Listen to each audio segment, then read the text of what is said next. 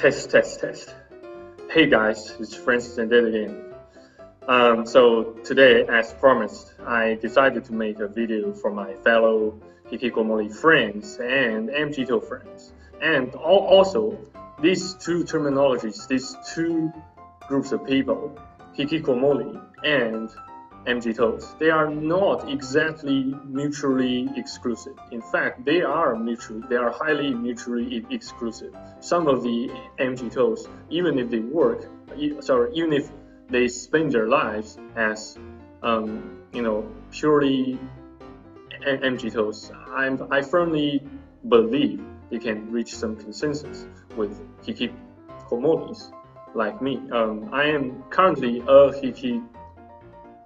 Hikikomori person myself, since I don't work outside. I am not officially employed by any company or firm, I don't actually have to go outside, to get showered by the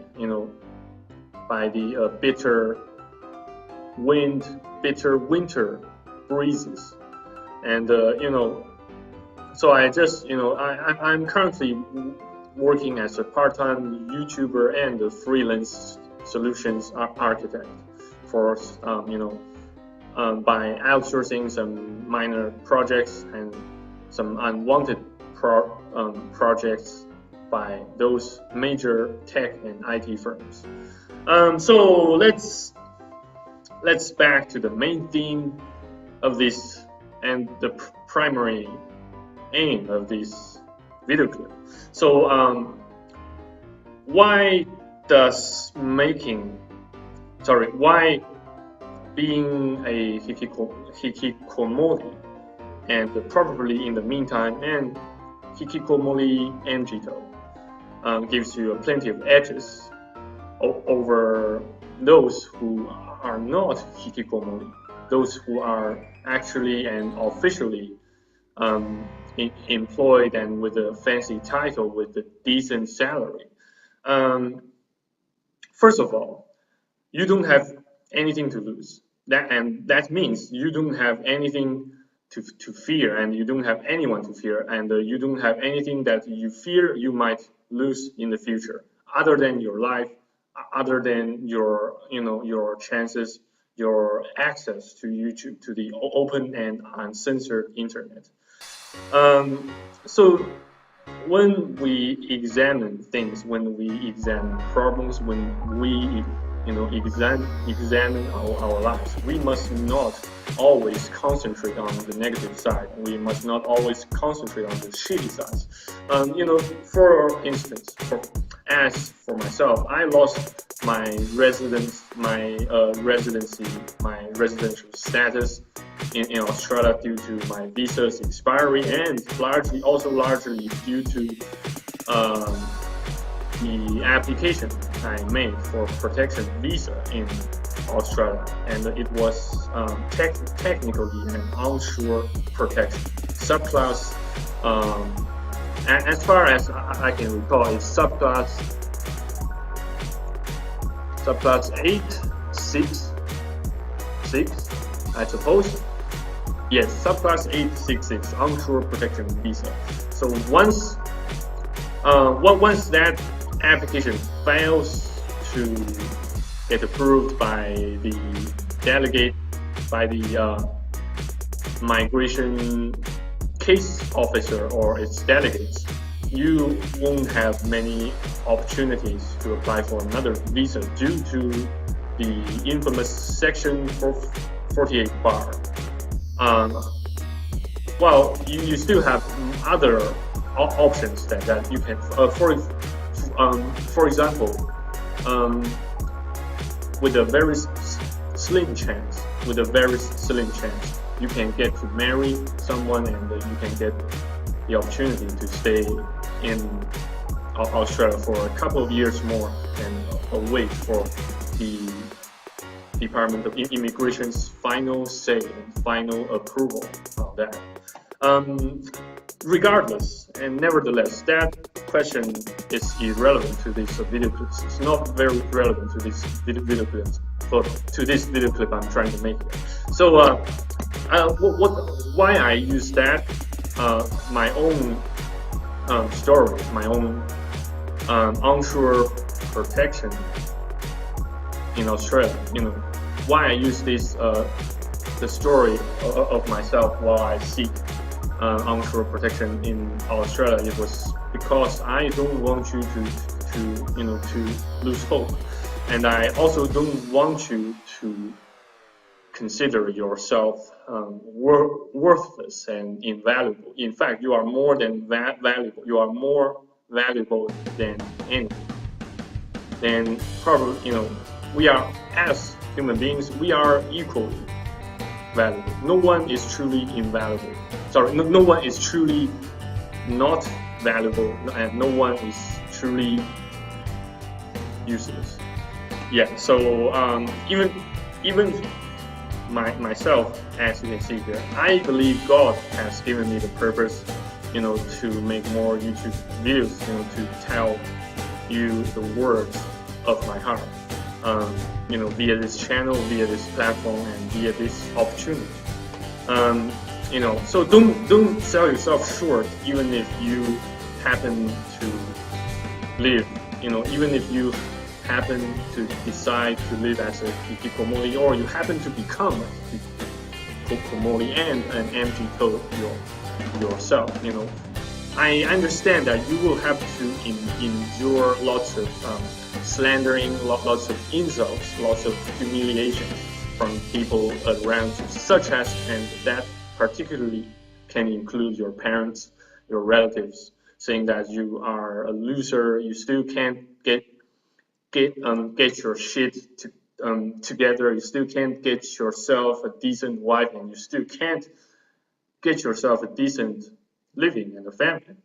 I have met that criticism and sarcasm, that sarcastic insults and comments a lot. Trust me, I encounter those things, those shit a lot. Yeah, don't let those shit devalue you or depreciate you.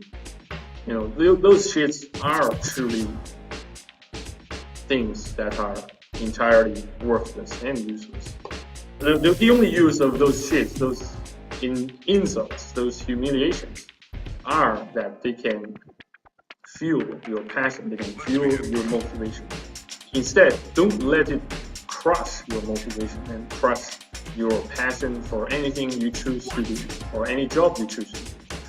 Yes, that's how I see the problem, and that's how I see this particular and specific social phenomena that tends to occur in East Asian countries like China, Japan, Taiwan, Singapore, and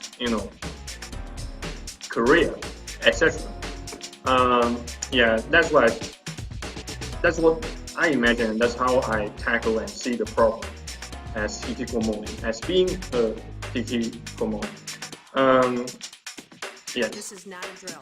If you ask me how to solve this problem, I can ask you, what's the problem? Where's the problem? What do you think the problem is? Even you can also refute those insults, those humiliations by asking those people who insult you instead. You can either choose to stay silent, or you can choose to refute them. Either way works. And there's a third way to prove them wrong, is to live a life that is even more abundant, even better than they live.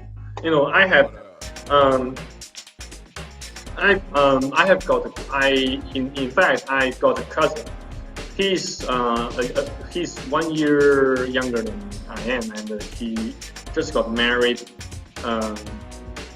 last year, before I came to China. And my relatives here in China, they usually, they usually accuse me for not being capable of getting myself a decent wife and a decent girlfriend or spouse or something like that. And first of all, you need to to get rid of these kind of shit and shitty thoughts. First, you need to track the very essence, the very nature of these accusations and humiliations. You must understand that Satan made them, or Satan caused them to accuse you for not being able to get married, to build your own family, whatsoever. You must first understand that when these, when your family members or relatives, when they accuse you, it's not truly they are accusing you. It's Satan itself is accusing you. When you think it this way, or when I put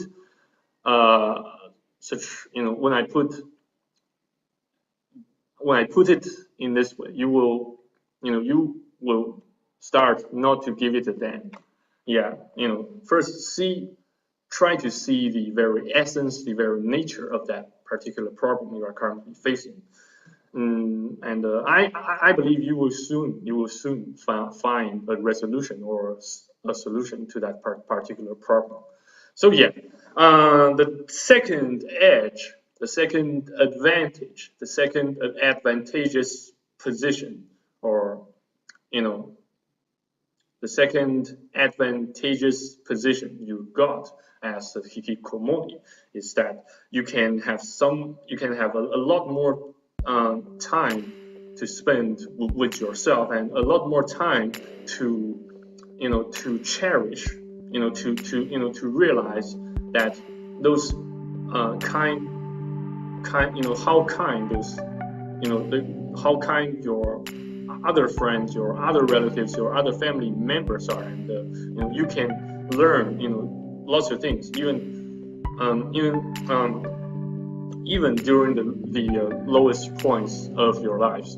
You can take some time to do something that you never did before, such as making a prayer, go to church, searching for some casual or volunteer work. Even actually you don't actually have to deliberately search for volunteer work. You can basically help anyone and everyone who is around you, or even far away from you. You can talk to them, share some of your thoughts with them, see how they respond, see how they react, and have some chat with those friends whom you haven't been speaking to for long. Let's try to restore the balance, restore the kizuna with those friends. Yeah, don't you agree? Okay, proceed to the third edge, or the third advantage, being hikikomori, and probably also being an MGTOW, single MGTOW yourself, is what is that? What do you think that is? Let me first ask you guys a question. Can you think of the third edge, the third